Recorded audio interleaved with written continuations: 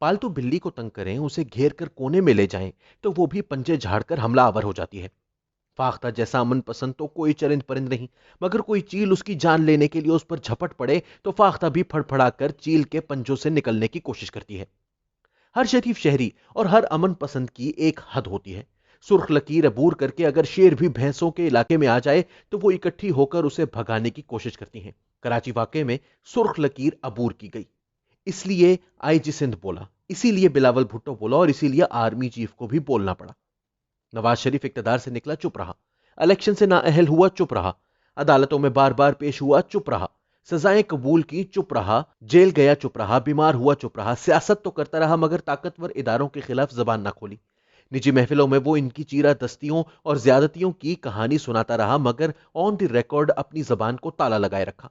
मगर यह हद एक दिन तो टूटना थी, यह खामोशी एक ना एक दिन तो खत्म होना थी। वो लंदन में लंबे वक्फे के बाद जा खत्म हुई और फिर इसकी इंतहा गुजरांवाला जलसे में हो गई। अवाम को देख लें, 2 साल से खामोश है। महंगाई, बेरोजगारी, आटे और चीनी की किल्लत के साथ गुजारा कर रहे हैं। अवाम को रिलीफ देने या महंगाई को रोकने की कोई स्कीम कारगर नहीं हो पा रही। 50 लाख घरों का वादा एफा क्या होना था, अभी शुरू ही नहीं हो सका। स्विट्जरलैंड और बैरूनी दुनिया में पड़ी पाकिस्तान से चुराई हुई दौलत को वापस लेकर आना था, इसमें जर्रा बराबर पेशरफ्त ना हो सकी। मुल्क में लाखों रुपए की करप्शन रोकनी थी, अरबों की मनी लॉन्ड्रिंग रोककर अवाम को खुशहाल करना था, अभी तक कुछ भी नहीं हो सका। अवाम खामोश है मगर एक न एक दिन तो बोलेंगे, और जब वो बोलेंगे तो छप्पर फाड़ कर बोलेंगे। वाकई कराची के पस मंजर को देख लें। सिंध हुकूमत के साथ क्या नहीं हुआ। कभी जजायर वफाक के कब्जे में, कभी धमकी के कराची को वफाक का हिस्सा बना लिया जाएगा, कभी यह दावा कि सिंध में गवर्नर राज लगा दिया जाएगा, कभी नैब की तरफ से वजीर आला की तलबी, कभी रेंजर्स के छापे, कभी करप्शन के इल्जामात और कभी नाअहली के ताने। लेकिन इसके बावजूद सिंध हुकूमत मामलात को कभी इंतहा तक ना लेकर गई, बल्कि बार बार मामलात को टालती रही।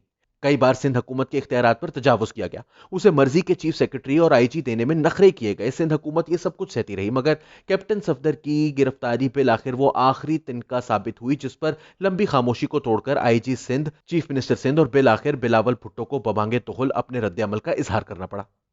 बिल्ली हो या फाख्ता, सिंध हो या पंजाब, इंसान हो या जानवर, सियासतदान हो या सरकारी मुलाजिम, किसी को भी इतना तंग किया जाए कि इसका हौसला और बर्दाश्त दम तोड़ जाए तो फिर वो बोल पड़ता है, चीखता चिल्लाता है, एहतजाज करता है।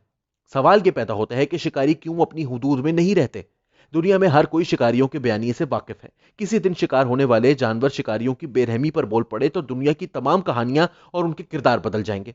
पाकिस्तान के ताकतवरों को भी ताकत का इस्तेमाल करते हुए गुंजाइश जरूर रखनी चाहिए। प्रेशर कुकर से अगर हवा निकलकर सीटी ना बजाए तो प्रेशर कुकर फट ही जाए। इसीलिए तो प्रेशर कुकर में सुराख रखा जाता है कि जब उबाल आए तो हवा सीटी की शक्ल में सबको खबरदार कर दे। ताकतवरों को प्रेशर कुकर से ही सबक हासिल कर लेना चाहिए। बिलावल भुट्टो और नवाज शरीफ जो बोले हैं, तंग आमद बजंग आमद बोले हैं। पाकिस्तान की मौजूदा हुकूमत ने वहशी अदवार की तरह मुल्क फतह नहीं किया जो मफतूह पार्टियों यानी मुस्लिम लीग नून और पीपल्स पार्टियों को फांसी पर ही चढ़ा दे। ना ही यह हुकूमत इनकलाब फ्रांस या इनकलाब ईरान की तरह बरसर इक़्तिदार आई है कि अपने हर मुखालिफ को टिकटिकी पर चढ़ा दे। पाकिस्तान एक महज़िब जमहूरी मुल्क है जिसमें इंतखाबात के जरिए मौजूदा हुकूमत को इक़्तिदार मिला। मौजूदा हुकूमत को इक़्तिदार में आने के लिए वोट मिले, दूसरी जानिब अपोजिशन को मजमूई तौर पर हुकूमत से ज्यादा वोट मिले। वो अलग अलग जमातों में थे इसलिए हुकूमत ना बना सके। गोया इंतखाबात ने किसी को फातेह या मफतूह करार नहीं दिया। अगर वहशी अदवार की तरह फातेह मफतूह वाला रवैया इख्तियार किया जाएगा तो जमहूरी निजाम को टूट फूट का शिकार होना होगा, जिसका सबसे ज्यादा नुकसान मौजूदा हुकूमत ही को होगा। मेरी आजिज़ाना राय में अभी भी वक्त है कि यह हुकूमत और अपोजिशन के दरमियान मसालिहत का रास्ता निकाला जाए। अभी तो सिर्फ बिलावल और नवाज शरीफ बोले हैं, जब अवाम भी बोल उठे तो फिर एहतजाजी तहरीक को रोकना और कंट्रोल करना मुश्किल हो जाएगा। अपोजिशन का पोटेंशियल या सलाहियत जो कुछ अब तक हुआ है उससे कहीं ज्यादा है।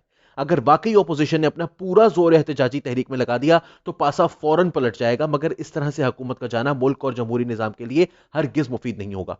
याद रखा जाए कि तहरीकों और जलसों के दरमियान छोटे छोटे वाकयात ही बड़े हो जाते हैं, गैर अहम चीजें अहम हो जाती हैं। कैप्टन सफदर ने मज़ार कायद पर नारे लगाए, बज़ाहिर ये गैर अहम और छोटा सा वाकया था, इसे नजरअंदाज किया जा सकता था, मगर रात के अंधेरे में मरियम नवाज के कमरे का दरवाजा तोड़कर कैप्टन सफदर को गिरफ्तार करना और फिर उससे ही जुड़ा हुआ यह वाकया कि किस तरह रेंजर्स ने आईजी पुलिस के घर का मुहासरा करके उनसे पुलिस को कैप्टन सफदर को गिरफ्तार करने का हुक्म दिलवाया, अब यही छोटा वाकया पिछले कई रोज से अखबारात की शह सुर्खी बना हुआ है।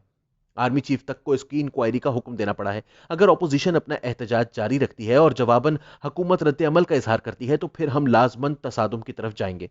یا تو حکومت حوصلہ اور برداشت دکھائے، اپوزیشن کو جلد سے جلوس کرنے دے، کوئی رد عمل نہ دکھائے تو یہ جلد سے اور جلوس گزر جائیں گے، حکومت کو کوئی گزند نہ پہنچے گی۔ مگر جس طرح حکومت نے گجرانوالہ اور کراچی کے جلسوں کے رد عمل میں گرم اور سخت بیانات دیے ہیں، کیپٹن صفدر کی گرفتاری کے لیے دباؤ ڈالا ہے، اس سے حکومت کی پریشانی اور بے چینی صاف نظر آ رہی ہے۔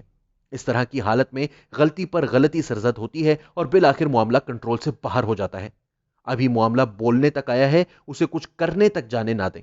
بولنے والوں کو انصاف دے دیں تو حالات ٹھیک ہونے کی توقع ہے، ورنہ حالات خراب سے خراب تر ہوتے چلے جائیں گے۔